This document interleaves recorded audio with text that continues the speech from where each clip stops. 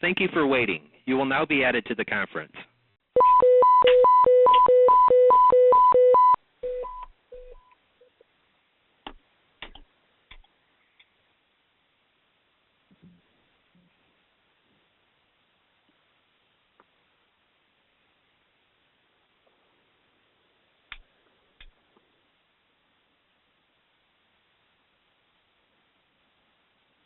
Hello. Hello.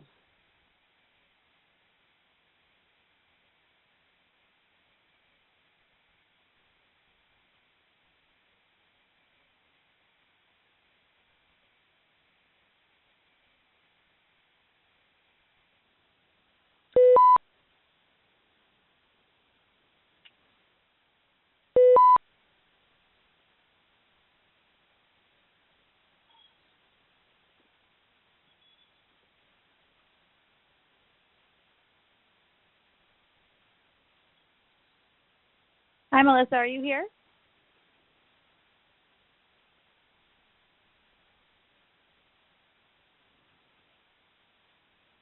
Is that Gina? No, this is Savannah at the Cordell Center. Oh. Hey, Savannah, this is Jonathan. I don't even know who's on. Sorry, what? I said I don't know who's on. I'm Hi, sure they'll be Viviana here. Hi, Viviana. And Margaret's here. Great, awesome. Hi, Spencer's here. Luis is here from the Park District. Derek's here from UCPD. Justin from the Sheriff's Department.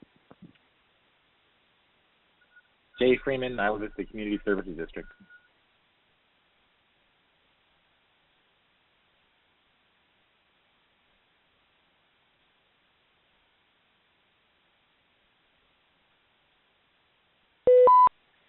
Per a request on the Facebook group and a follow-up from Diana thinking that this is a good idea, I am currently recording and live streaming this meeting.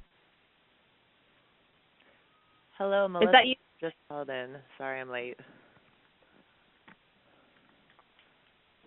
Who else is on the call right now? I heard Jay. Savannah from the Cordell Center. I'll help you take notes, Melissa. Thank you. How are you guys? Anybody else? Margaret from UCSB. Cool. Hi, Viviana, Margaret. UCSB. Awesome. Derek, UCPD. And Justin with the Sheriff's Department. Was that Ariel also with you? I don't think Ariel's on right now. Oh, just Justin. What was the other person that talked before Justin? Derek.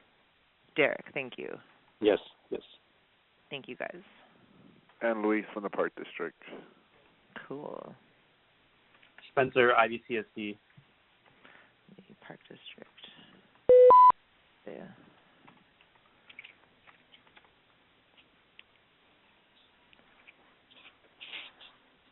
Welcome to whomever just called. You can identify yourself. Hi, this is Bianca Orozco calling with Standing Together to End Sexual Assault. Perfect. Thanks, Bianca. Thank you.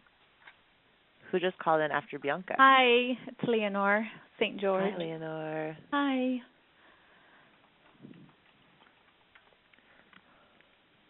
Did anybody not give their name yet that had already called in?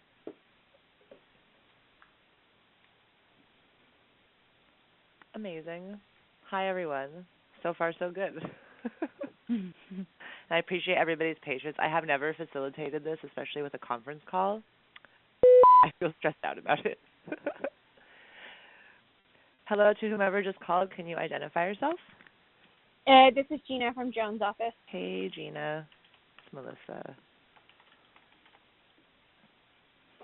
We're having a very organized call in and say your name, and maybe I'll do this for the next, 2 minutes, and then we can start. Sounds good. And then, Jay, you said that you're also recording this?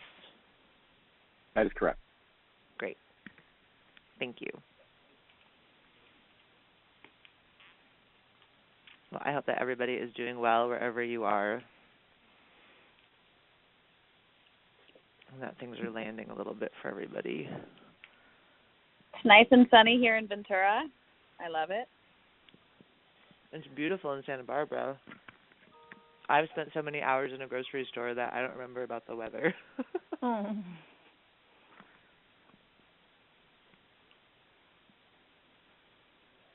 Let me check. I think Deanna should be calling in. She's going to be a little bit late, I think. Yeah, Melissa, I just got off the phone with her. She'll be a few minutes late. Okay, cool. Perfect. Thank you for that. And did somebody else just call in, or was that my email? Email.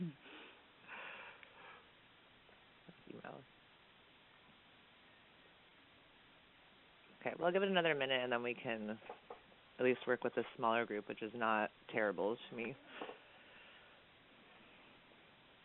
Let me do a Facebook update.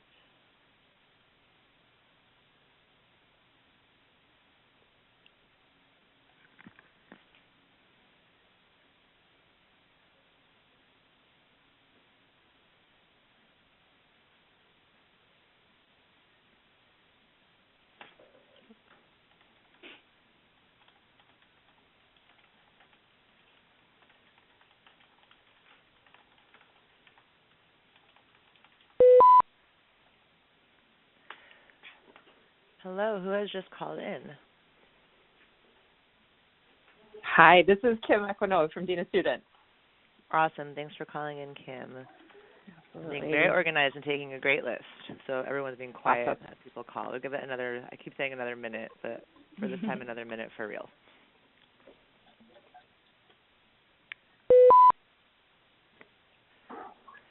Hello, who has just called in? Hi, this is Wendy from Stessa. Hi, Wendy. Thank you for calling. Hello. Melissa. There's like 10 of us on the call. I'm just taking names down as people call. So far, this is working, which is great.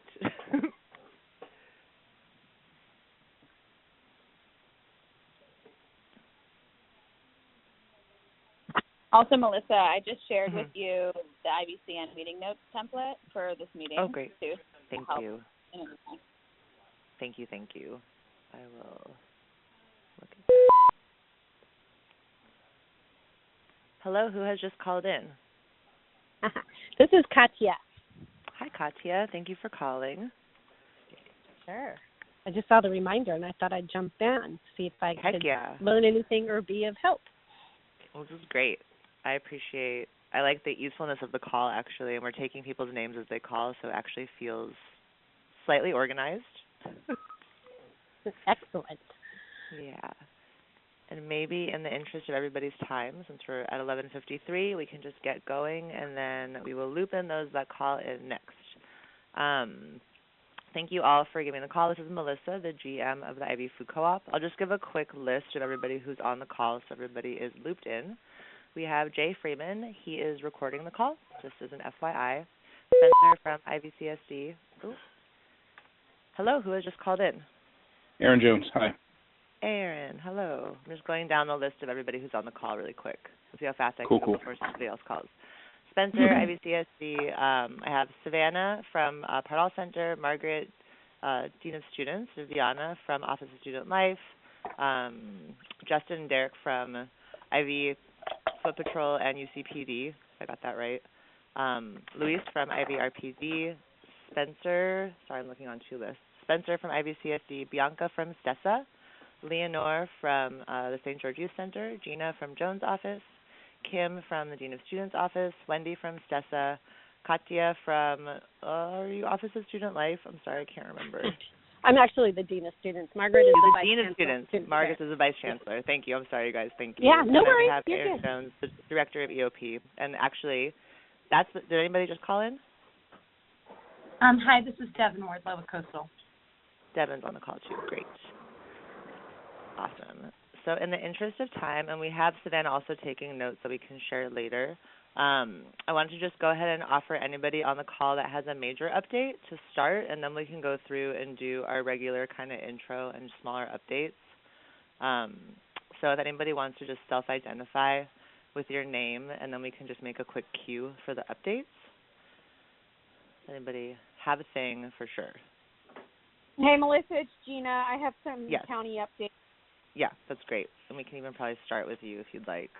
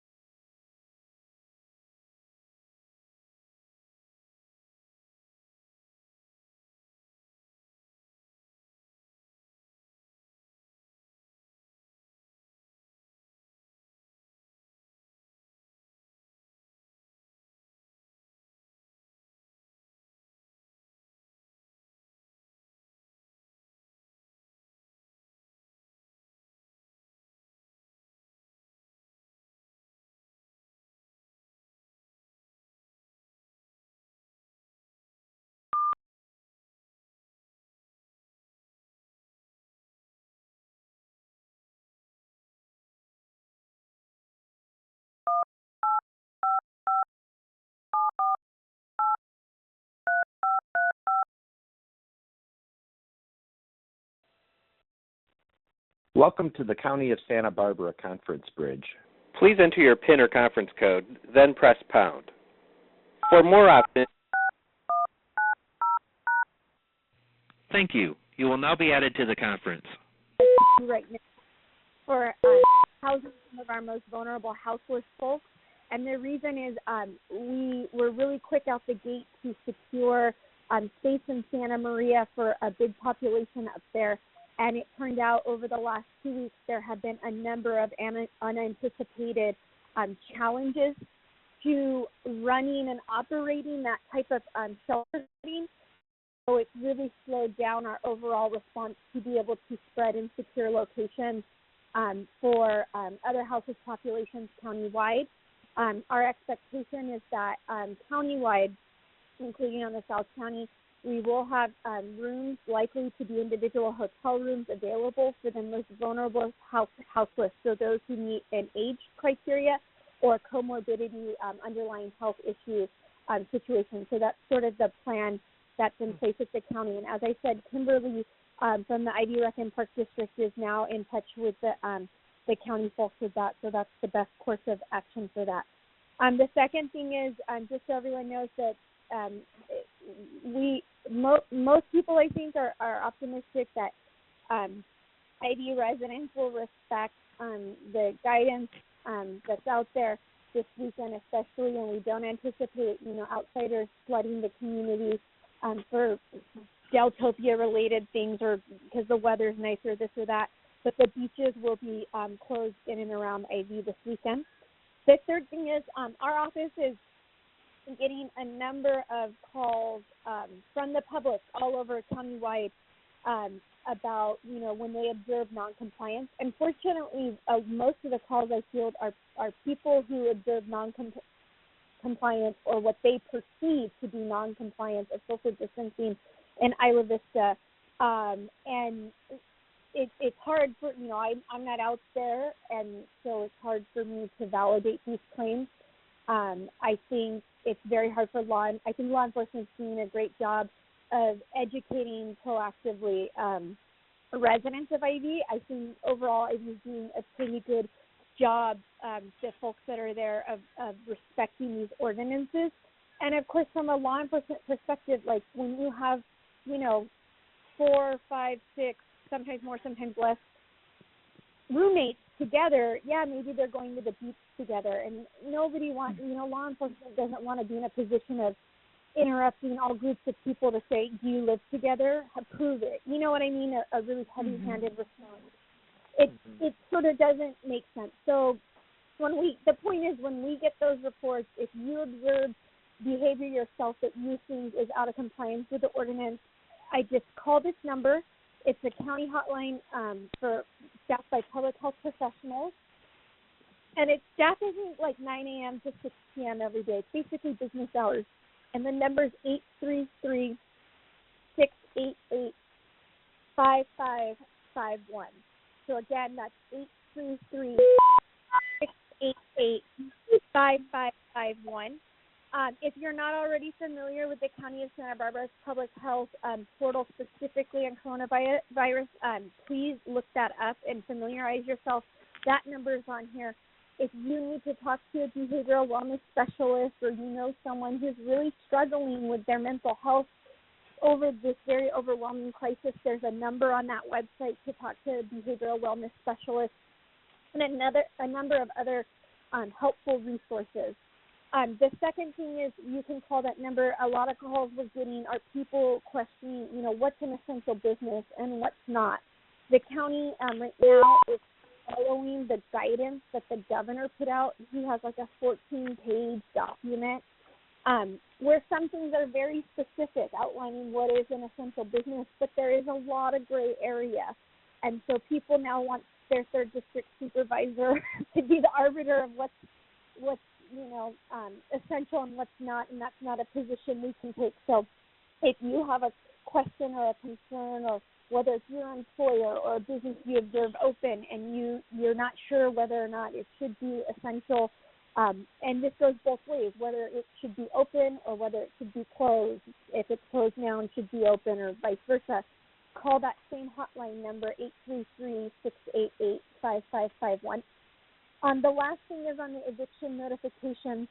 As I think probably all of you know, on March, all the days run together, March 24th, I think the Board of Supervisors passed a moratorium on evictions on May 31st, up to May 31st. So if you cannot make your rent because of COVID-related problems, most likely job loss, you became sick, or perhaps a young person, their parent helped them pay their rent and the parent is unemployed, or the parent is sick, or any scenario like that, and you can't pay rent, your landlord cannot send you or initiate an eviction between now and May 31st, or until the local health ordinance ends.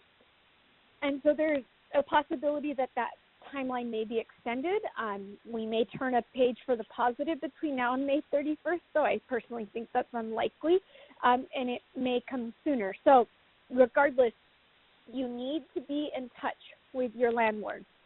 Everyone who you're going to have trouble, or you have to make that payment between now and May 31st, and you need to document as best you can sort of the reason why. Now, there's not a black and white threshold. There's not a requirement that you have to specifically have a doctor's note. There's not a requirement you specifically have to have a pay stub. So it is a very kind of gray thing for you to be able to document your financial hardship. But the most important thing is you do have to let your landlord know. And so if you can get that in writing with your landlord is the best thing. The second thing related to that is this question about, well, I guess some landlords are saying, well, then we're going to charge late fees and administrative fees. The county in the state's ordinance does not specifically address that, so it's going to come down to what's in your contract with your landlord, and whether or not they do that. I would certainly hope that landlords would not take this position, because on the flip side of this, there is also a lot of mortgage relief options out there for private property owners. So for the most part, they're also not going to be left out in a lark. So I hope that they take a positive approach in working with tenants. And at the end of the day, you kind of have to think, well, how does this all play out? How does this game out? And ultimately, they cannot send you an eviction notice between now and May 31st. If you cannot make rent because of COVID-related hardship, right? You need to have that in writing to them. You have to agree with them a mutually agreed upon date of when you can make those payments up, right? And so that's another thing I've heard, that a landlord said, fine, it's due on June 1st.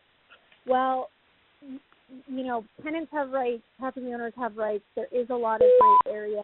Ultimately, we encourage people to try to work this out as best for every situation. And at the end of the day, if a landlord initiates legal action against a tenant, there is due process and court of law and whatnot, and some of these things, hopefully they don't, but they could play out that way. So that's really frustrating, because it's a lot of gray area. but I want tenants to know that they do have some rights and protections, and to be in contact with their landlords. And if landlords take a bullying approach, use your tenant mediation options that are available to you. So UCSB students can be in touch with the housing office, with the ID Tenants Union. The CSD has their program with Legal Aid Foundation. So I don't want, nobody wants things to get that far. But as a general law county, we cannot, our ordinances cannot exceed what the state standards. And so if the state changes standards, that is something that I would bet our Board of Supervisors would jump on. So that was a lot for me. So I am happy to take any questions about that or anything else. And whether, Melissa, you want to take questions now or you want to queue up questions from me later, it's up to you. It seems like maybe just doing questions now feels good. And then if anybody who called in after Gina was talking wants to identify yourself or not, it's up to you. But we're happy to take your name so we know you're on the call, or let you be secret. And if anybody has questions for Gina. Hi, I don't have questions, but it's with KCSB. Hi, Lisa. And Lori Goodman's on the call. Awesome. This is Diana Puente on the call.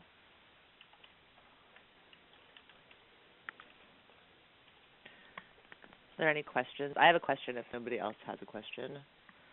I'm wondering, and it could just be my lack of looking at the resources directly, but if you're a tenant and you're experiencing this question with your landlord, and your landlord is somehow in a bubble about their own opportunities to deflect their mortgage payment, is there some kind of resource that kind of shows it from the perspective of how a tenant could approach this with their landlord with that kind of info? Is that weird? No. I have sent out through the ID network for landlords that I would refer to in California the governor's guidance. And the governor did put out a press release, and the biggest banks are on board with a deferral, and then plus 200 other lending institutions, including credit unions and whatnot. So and then to add to the layer of this, that's like extra, there's not clear consensus on this, how this will play out. Your landlord has a federally backed lender like Freddie Mac or Fannie Mae.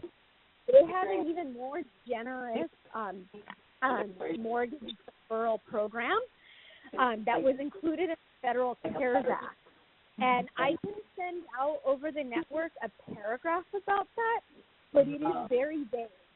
And so... Please mute your phone if you have noise in your background. As a tenant, I know I have birdies in the background.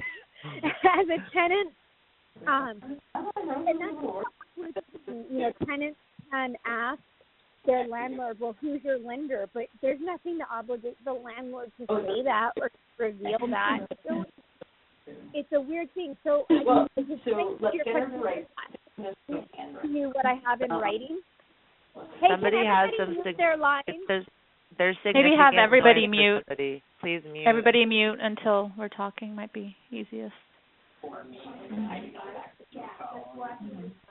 Whoever it is has left their desk and talking. They've left their desk. Clearly. So anyways, I can send that to just try and so people at least sort of know what's out there in having these kind of conversations. If that could be slightly helpful.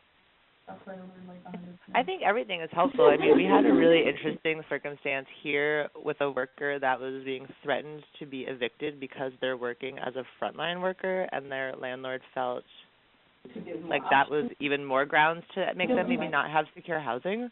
And so it just felt very convoluted in that there just needs maybe more, just even if it's basic information for a landlord that might not be like a big property owner. Yeah, and I have shared, some landlords in IV have contacted us, and I've kind of shared them both.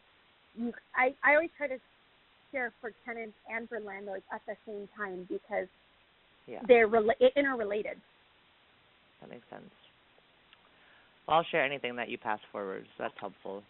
Okay, let me compile some of that stuff, and then I'll send it out. And I don't mind being redundant either, by the way, in this, because every day is a new executive order.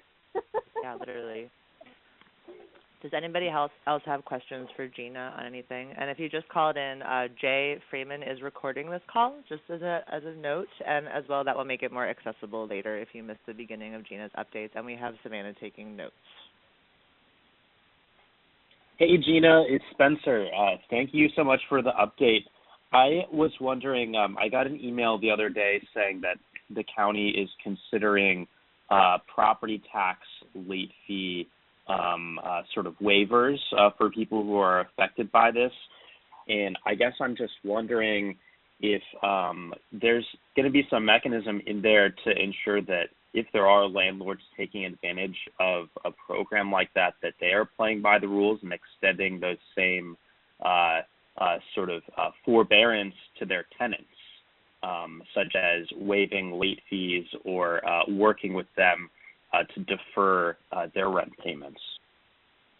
Yeah, so I can partially answer that question, and what I can answer is that our treasurer, April 10th is if you own property in the state of California, that's when the delinquency date is actually due. Most people paid their property taxes in January. And so for those who didn't, April 10th is the end of the delinquency period. So what our treasurer tax collector is willing to do is for anybody who has not yet paid, he's likely to waive the late fees and interest that would accrue if they can't make their, essentially their late payment by April 10th. We get a lot of questions about why doesn't they.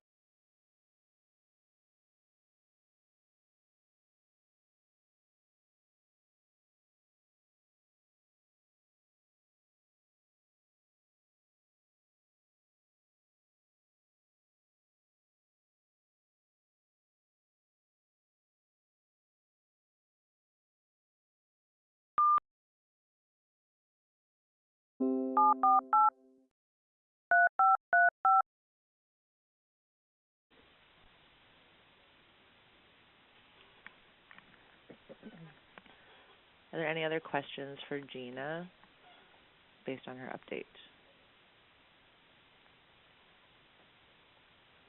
Okay. I just want to thank you, Gina, and I want to just spread a set of thanks up to everybody at the county working on this. This is, something that really is changing day to day. We're seeing the impacts in the grocery industry day to day, and I'm just really grateful that we have your ongoing support and that you take the time to call in and keep us updated. It feels really important and special that we have you on these calls, so thank you for taking the time. Is there anybody else on the call that has a significant update? We have a nice list of humans from a lot of sectors here. Okay, this is Katie Maynard. I had to call in a little bit late, so Gina, if you already covered this, just tell me and I'll look at the recording later. But did you talk about where we are with supporting the houseless community, particularly for, if we could place anybody into hotels locally or other options to try to get folks into temporary housing given the crisis? Yeah, I did make that update. Okay. I'll look at the recording later then. Thanks.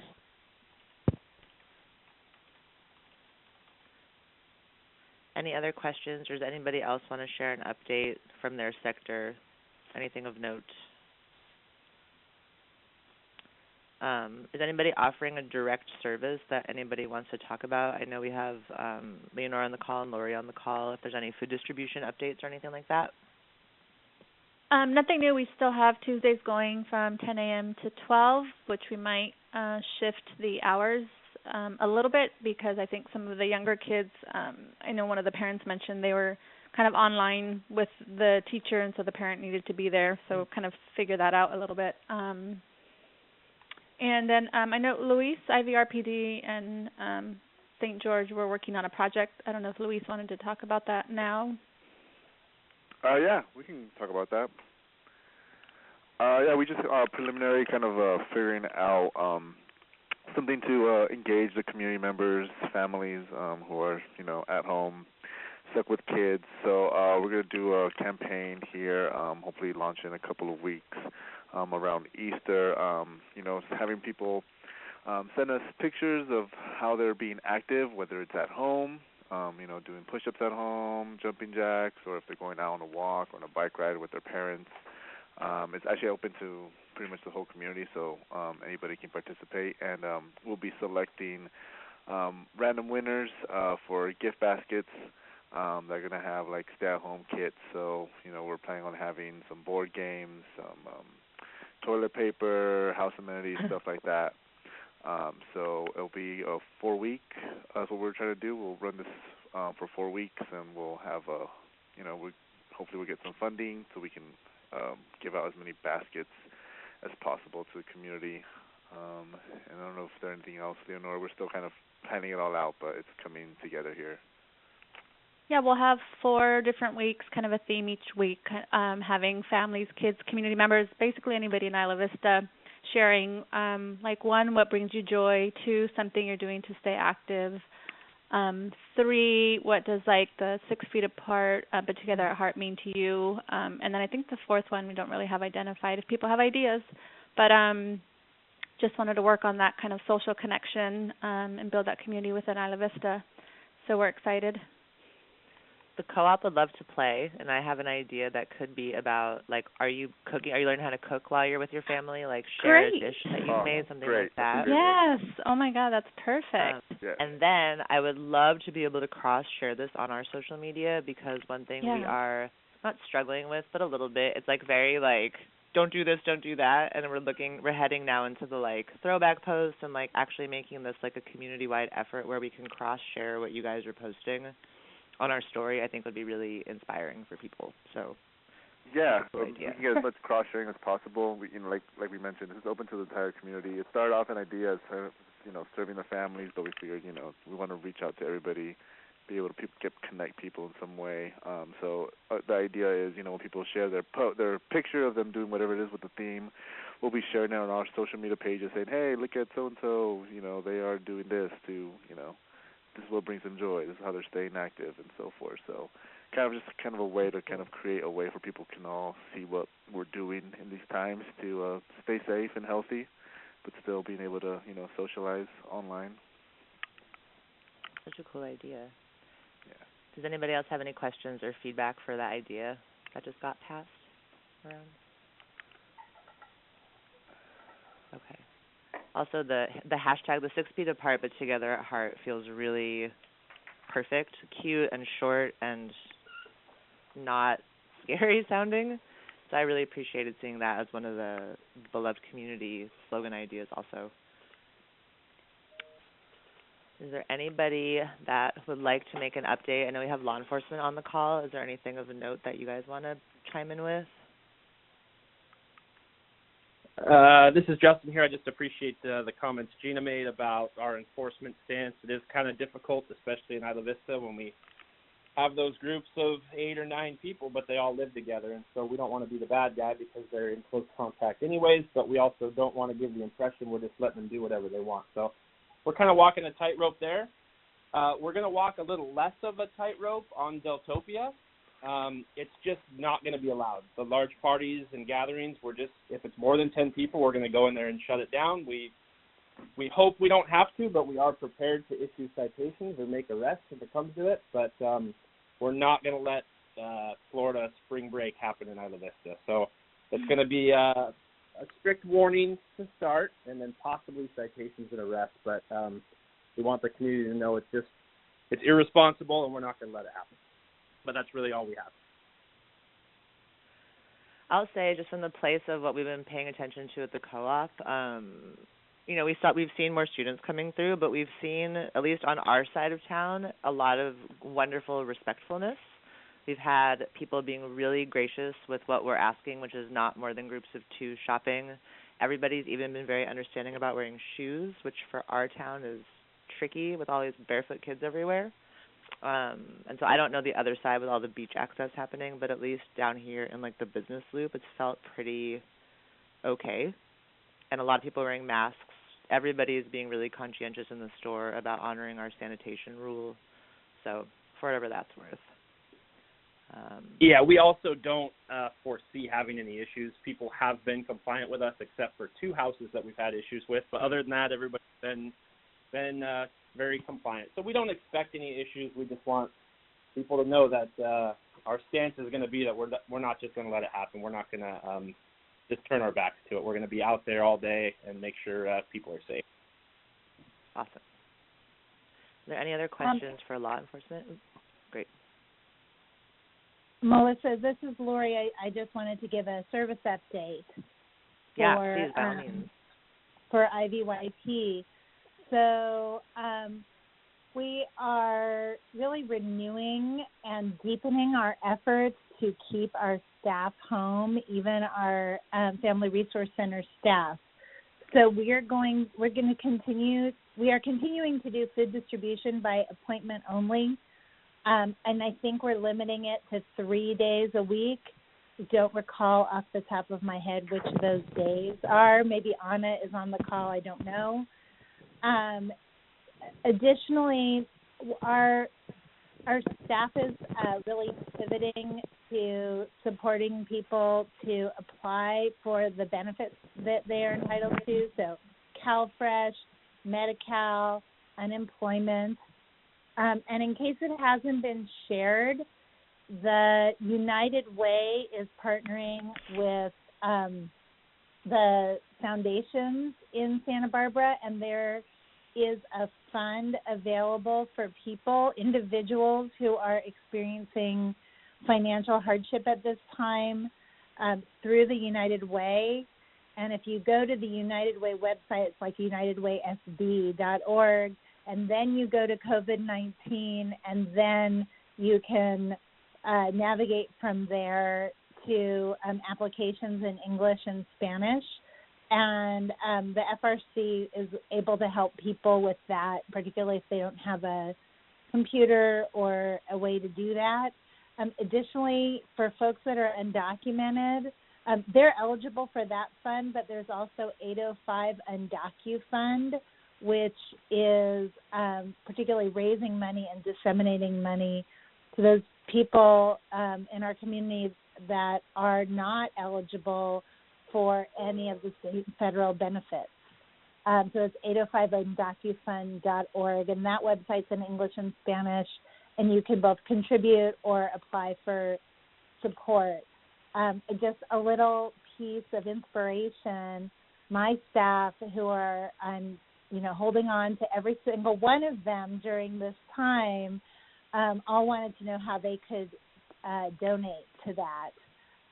So they don't make a lot of money, but they get that there are some really vulnerable folks out there. And then I don't know if Gina's still on the call, but around the eviction moratorium, one of the questions that's come up in the family, the network of family resource centers, is that, there's a lot of our folks who are really in vulnerable housing situations, and they're not, maybe they're subletting a room, they're not on the lease, and I'm not sure what recourse they have if their landlord is engaging in predatory practices. So if Gina's still on, that's sort of a question that I'm looking at. I would, I know those cases exist, and the best I can offer is to reach out to Legal Aid Foundation, or if they're in Isla Vista specifically, and I don't know if the CSD, how they're still structured with their tenant mediator, and if they are in Isla Vista, I think that they can use the resources of the tenants union to help navigate them, because I can't speak to specifically exactly what people's rights are down to case-by-case basis like this. So that's the best I can offer, is for them to go to those resources and have those legal resources advocate for them as necessary. Yeah, this is Jonathan. I just wanted to jump in and also add that our interpersonal violence investigator that the CSD hires through UTPD is also focused on domestic violence crimes, and that's a resource for everybody in the community, not just UCSB students, especially during this time.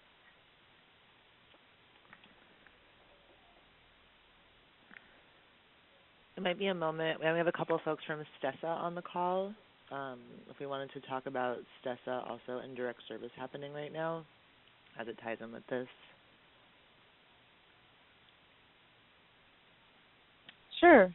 This is Bianca.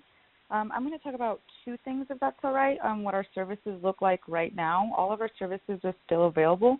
It's all through non-contact methods, though. If folks have any questions about our resources or reporting or what that could look like in their options, they can go ahead and call our 24-hour hotline, which, again, is still available for folks. Did you want me to touch up on anything else specifically? Anything that you feel is maybe relevant for this type of conversation? Yeah, sorry. I have something to add too about the tenant stuff, but I don't want to interrupt the other report. You want to talk about? Why don't you go about tenants, then Stessa can keep going on. The other thing, this is sort of difficult to sort of message, but like if a landlord is like being punitive and threatening to evict a tenant between now and May 31st, regardless if they have a written contract, regardless of a number of scenarios, there's not really a mechanism to enforce that eviction at this time. Like, courts are largely shut down, and law enforcement is not going to enforce eviction notifications during this time. And then you're like, think, okay, well, there's that layer of sort of tenant protection at least, that no court is going to hear a case between now and then to initiate an eviction, and no law enforcement officer is going to show up, assuming, right, of course, that a tenant, like, this is outside of like breaking the law. Like, obviously, if a tenant is like burning the apartment down, that's not what we're talking about. So there's that first piece of it. And then the second piece, though, is I know even still, like, some tenants some landlords, if they wanted to get really, they have power. They have a certain amount of power over tenants. They can, shut off utilities or things like that. And again, I just hope that none of that gets to this, but that, at least I feel like that little bit about the enforcement piece, like, there's no mechanism to actually evict.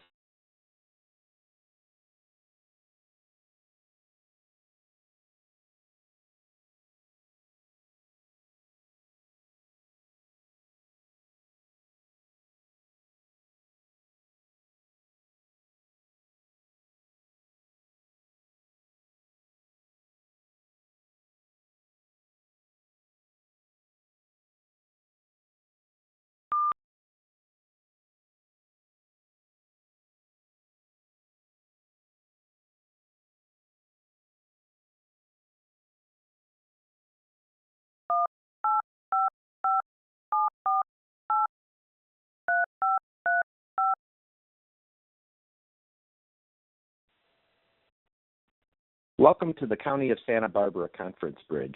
Please enter your PIN or conference code, then press pound.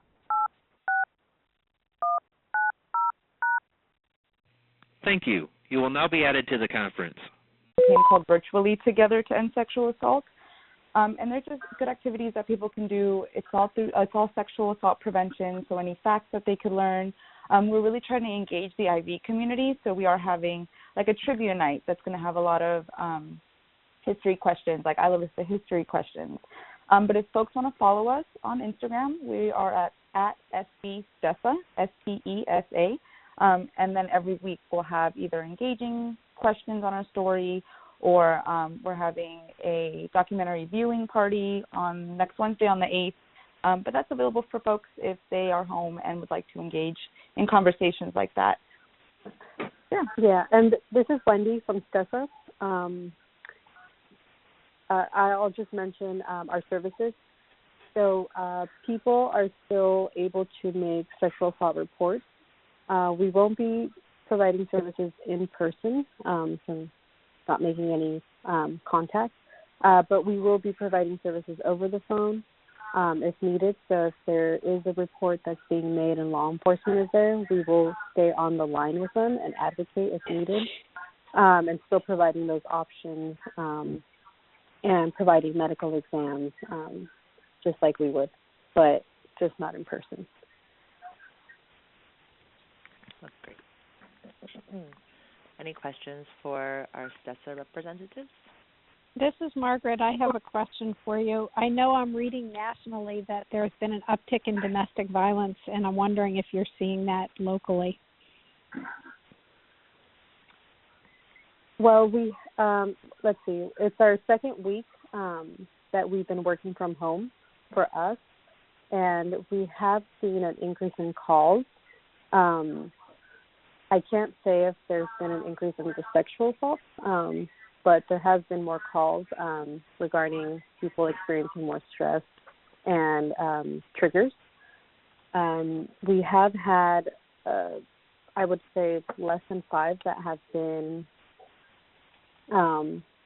sexual assaults have taken place. But I can check in with you guys next week regarding more information and some what the calls have been about. That's okay. Even to hear what you're saying is helpful. So thank you. Mm-hmm. I can just go on. Sorry, Wendy. Sorry, I can check in with the rest of the staff because I only take a certain amount of calls, and then the rest of the staff takes other calls. So we check in on Friday, so I can check in next week with you guys and let you guys know what the calls have been. My one other question for you, Bianca or Wendy, is just what is your Instagram account again? Sure. It is. Oh, go ahead. It is at SB Stessa. Thank you. No problem. I can add, Margaret, the district attorney and the sheriff have both said that these types of calls for service are actually up. So other crime is way, way down, but locally calls for because of domestic violence is up. But they didn't give specific numbers, but that there has been an increase, and there was even intimate partner violence that resulted in murder in Lompoc. Oh, I'm sorry to hear that. That's really scary.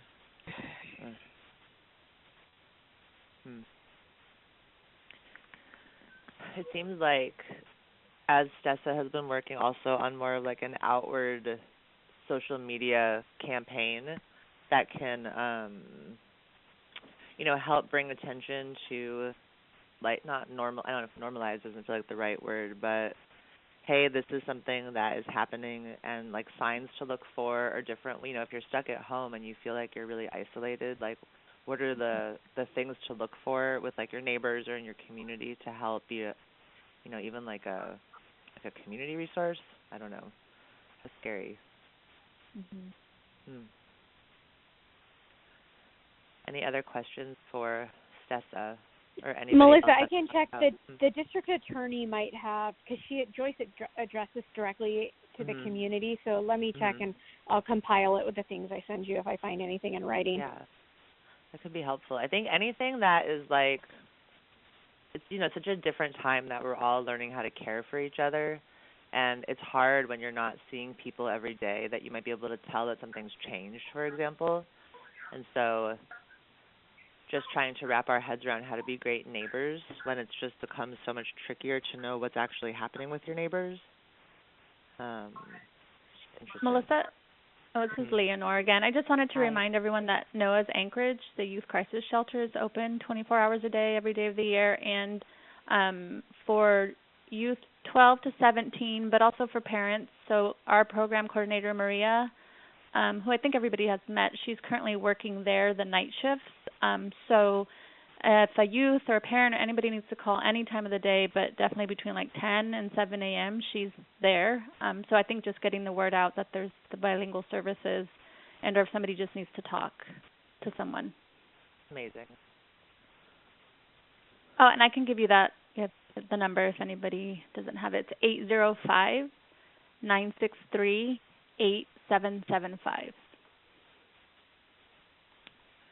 Maybe what I can do with Yana and Savannah is just make sure that everything kind of gets bundled, and we can also just pop it up onto the IVCN Facebook page, with just like all the phone numbers that seem really relevant to help with that kind of direct phone support. That sounds helpful. Yes, that does. Anybody? Great. Great. And if anybody has something to feed into that document, feel free to email the IVCN Gmail, and then we can make sure to include as comprehensive as we can. Is there anybody else on the call that wants to offer an update? We can probably, if there are no other major updates, we can probably go into general updates. Can I go back into a question for Gina? Yeah. Jay. So you had mentioned the housing for the, sorry, suddenly my voice has failed. You mentioned that the housing for the household population was going, when it was, you were expecting it to be rolled out to the rest of the county, that it would be targeting the most vulnerable, and that there'd be age and comorbidity requirements. Is that something that you expect would limit access to that to, like how many people in IV do we expect would satisfy kind of a criteria like that? Is that something that would only get a very, very small number, or is it?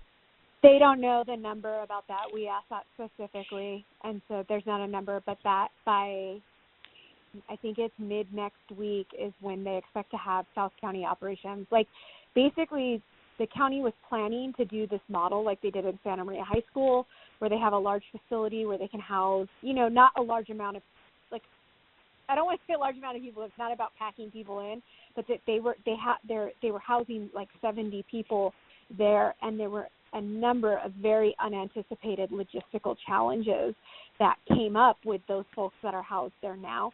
So that model is not replicable countywide.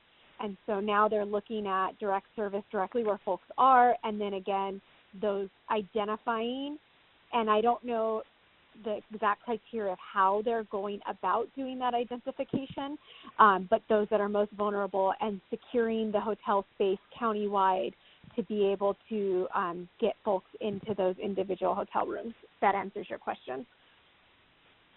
Thank you.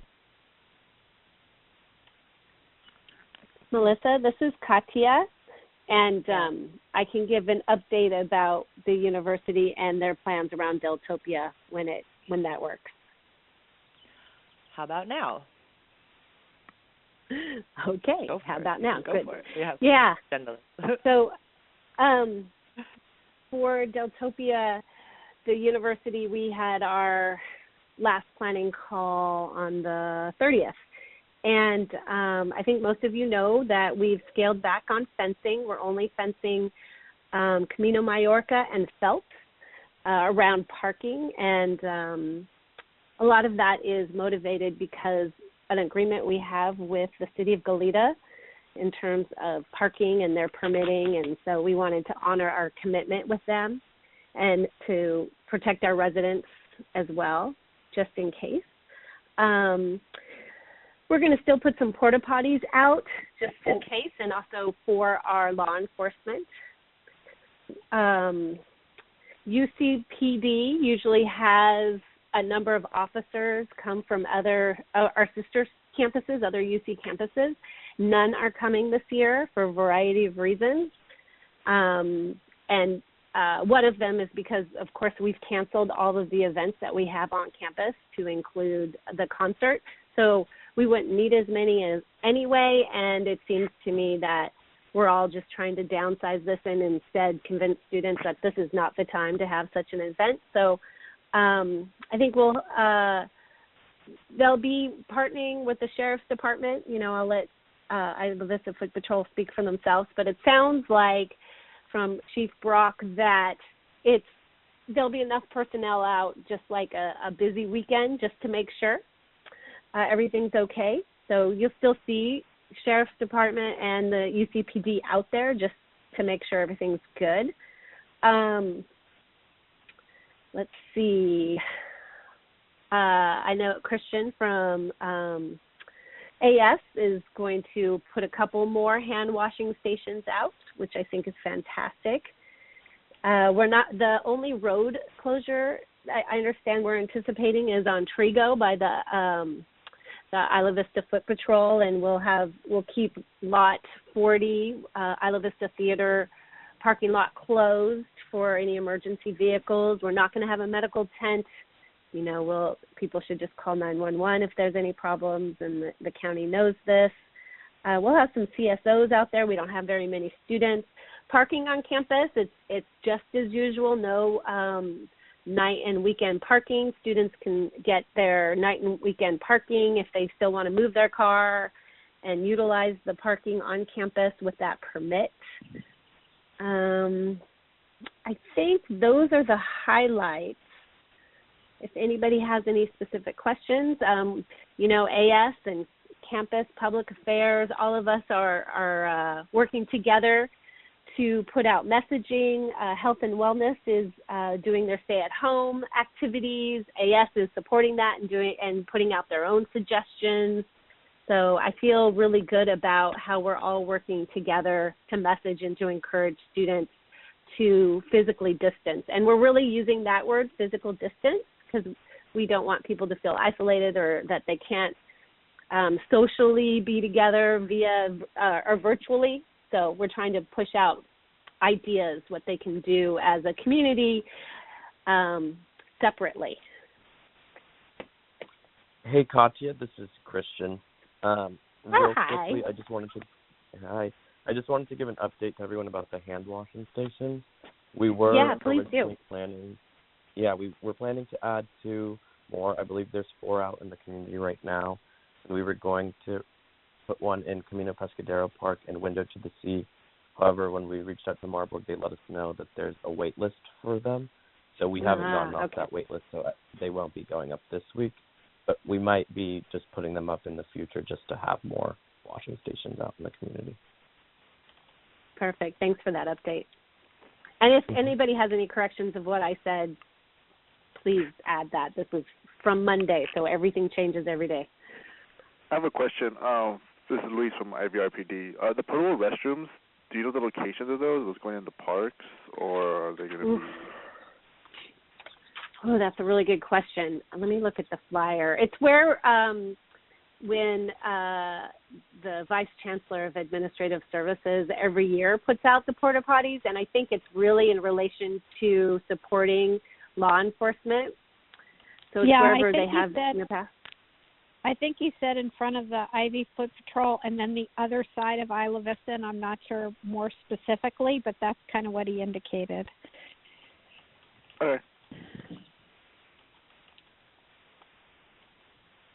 And also, I guess, Christian, this is Luis. If you are looking to put more wash stations, I would love to talk to you about some locations where we get a lot of traffic that we would love to see a wash station. And we're also running into the issue of being on a wait list to add more wash stations from Marburg. That's good. Yeah, because we chatted. We were chatting, trying to figure out where the best places to put additional ones. So that input would be really helpful. Yeah. We the grounds crew guys have told us a couple parks are getting have heavy use that don't have wash stations. So yeah, it'll be great to get some more.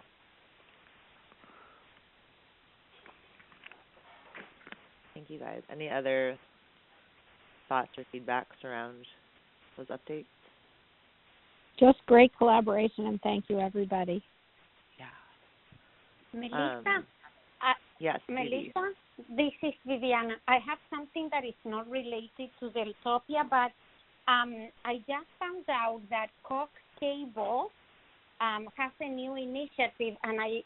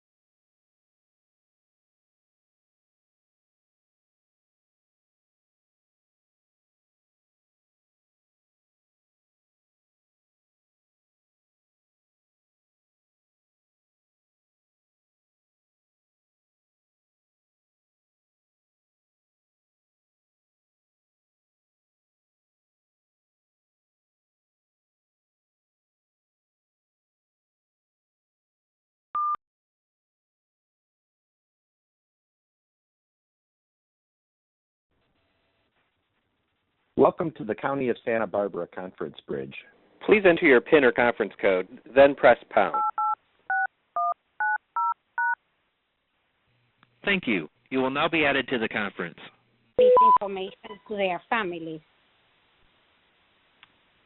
I'm going to put it, I have it here, I have the flyer you sent, so I'm going to turn it into a JPEG and just throw it up on the Facebook page so it's accessible for everyone. Thanks. Yeah.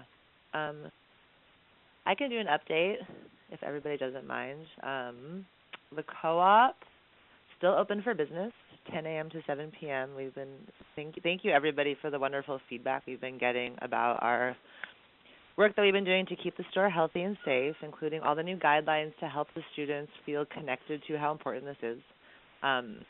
We have officially rolled out curbside shopping. For us, it's crazy. It's a full online shopping cart that our POS manager put forward in about 6 days. Right now, it's specifically open for co-op owners, and if you are on this call and you're an owner and you didn't get the email, go ahead and email me and I'll send you a link. We're piloting the program because of how integrative it is with our store inventory technology. We just want to give ourselves the opportunity to make smaller level mistakes before we go really big and then make really big mistakes. So please be patient with us as we're getting all of our numbers to align. It's been very crazy here. Our sales are coming down as we expected with students not being around, so curbside shopping and then actually doing some home delivery will be part of what we're trying to do to help support our workers making their hazard pay. We are one of the grocery stores that managed to give all of our workers $2 an hour above what they make, and a lot of our workers still are high school students and college students, so we feel really proud of that. And because of how many people came shopping in the last few weeks, we were able to secure a cash bonus for all of the workers that worked crazy during the couple of weeks where it was totally mayhem. So if you've been shopping or if you've been a part of any of the programs that UCSB is supporting, which there's a couple of people on the call, thank you, because all of this is resources that we're literally handing directly to our workers, many of whom come from very low-income families, some of whom actually send money to their families in different places. And so we're really grateful. We've been really appreciative of everybody's appreciation of us. So thank you. And if you want the link for online shopping, you can email me. And then we think that by next week we should be ready to make it public, and then curbside shopping for all, or home delivery if you're actually homebound and very vulnerable. That's us.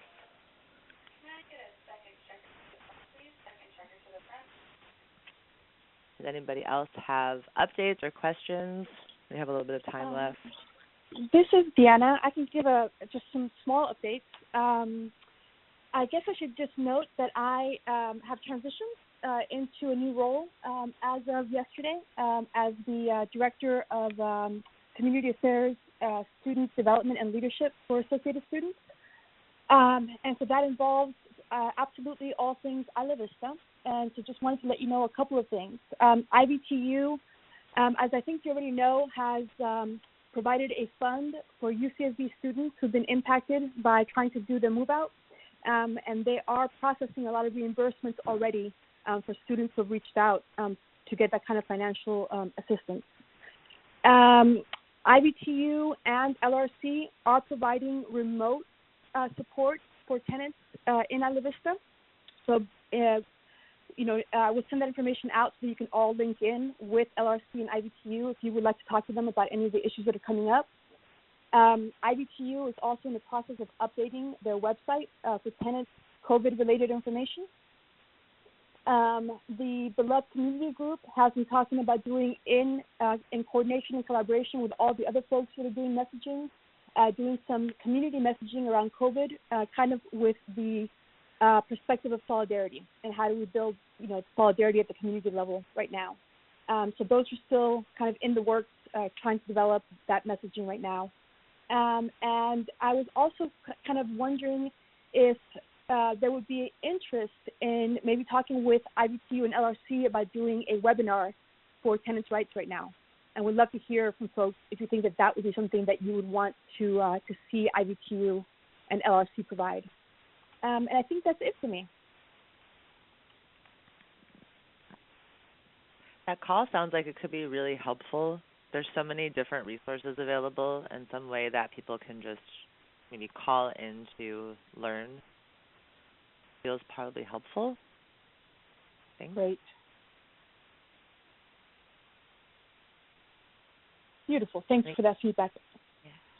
Any other questions or comments for Diana? Also, congratulations on your exciting new position. Thank you very much. And also, if anybody needs to reach me, I do have a new email, so you can reach out to me through the IVCN email if you'd like to get my new email information.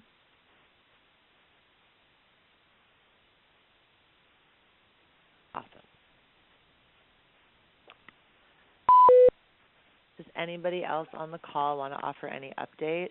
Doesn't have to be COVID related, if somehow it's not.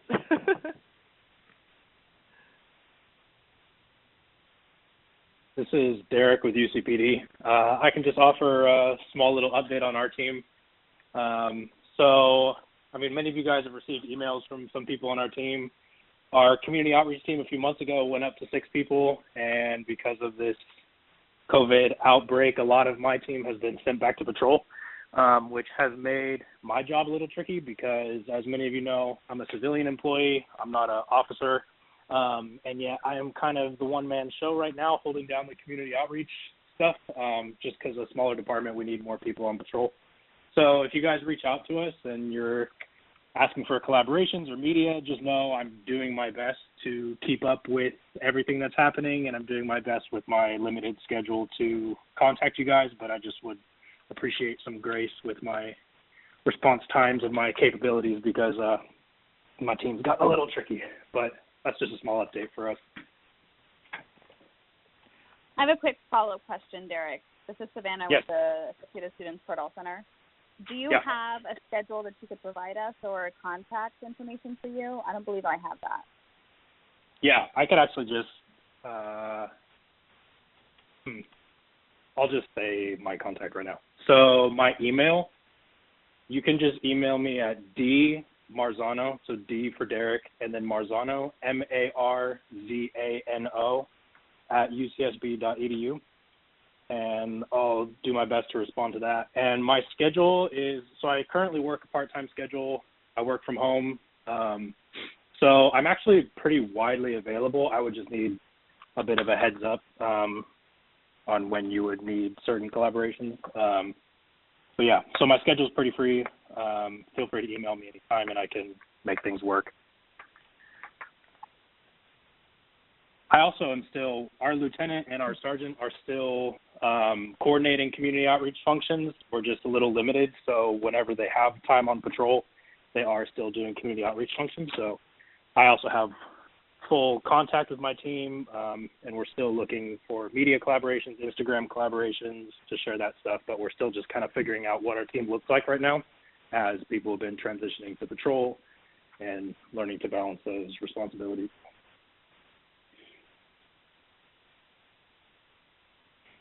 It feels like this could be a good time to continue, like the collaborative Instagram posting that was being talked about by Leonor and IVRPD, that maybe we all can, not say benefit from it, but it could be a great shared impact, and that maybe there's a college student component also that could be maybe not run by the youth center at IVRPD, but if there's an interested group that's working with students, to have all different student voices and then all different families, and that we can kind of unify some of how we're talking about this challenge of doing things like outreach, but at a time when we don't really have outreach happening.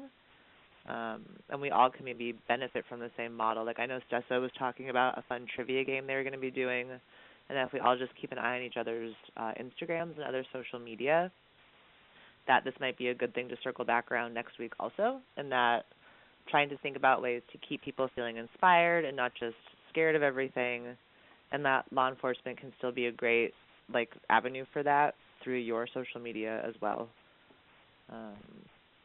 Could tie in with, I could see it being really sweet and connective with some of the beloved community stuff also. Yeah, that's a good idea. Yeah, it could be good. Does anybody else have any other updates to offer?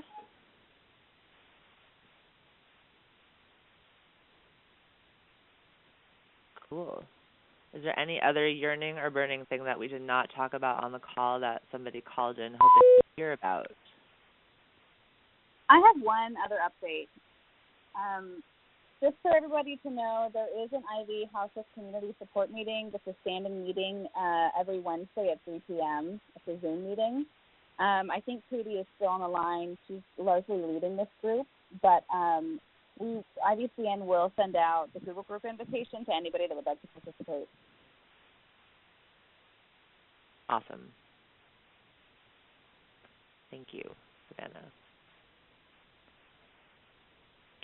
So it seems like some good follow-up actions for us will include just posting some more shared resources to our Facebook page, especially some of the direct service things. Also important phone numbers to call for different things. We'll send some stuff out via the email also. We might use Facebook. It's nice because it's just a central platform and then we're not blowing up your inboxes. And then it sounds like there's some good work happening in terms of this conversation around social solidarity or physical distance, but, 6 feet apart, together at heart, whatever you want to call it, but continuing on our work to try to unify some of that sharing languaging. And then maybe next week we can circle back on that and then hear about how the weekend went in Isla Vista, where it's going to be great and calm and no students are going to be dumb and party too hard over 10 people.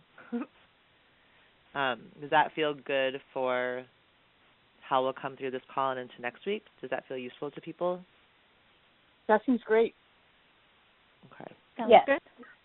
Awesome. And if anybody has anything they want shared in the interim, please just shoot us an email and we'll make sure that it gets shared out. And if you stumble into a brilliant idea for how to help people feel nourished or seen or supported, and you think it's worthy of a shared cross-social media posting, I think a lot of us, I can't speak for anybody, but I know over here at the co-op it's been hard because when you're spending your time building light and doing big community engagement work and then suddenly it has to shift to this kind of more scary stuff, trying to grasp the goodness and share that widely is really important. So we're definitely excited to partner on some of that. Yeah. So I guess I'll just say thank you to everybody for being on the call. Sorry it was a little bit clunky. The teleconference is tricky, but I think we did okay. And if you have feedback for the next call for how we're structuring things, I think we're also really happy to take feedback. Yeah. I hope that everybody just stays healthy and safe and well and takes care of each other. And you can bake bread. We have active dry yeast in the bulk bins if you come to the co-op looking for yeast. The number one most requested item at the co-op in the last 2 weeks. Everybody's baking bread. Crazy. Thank you, everyone. Have a great Thank you so much, rest of your day. Thank you. Have a good week. Thank Thank you. you, everyone. Bye. Thank you. Bye. Bye. Bye.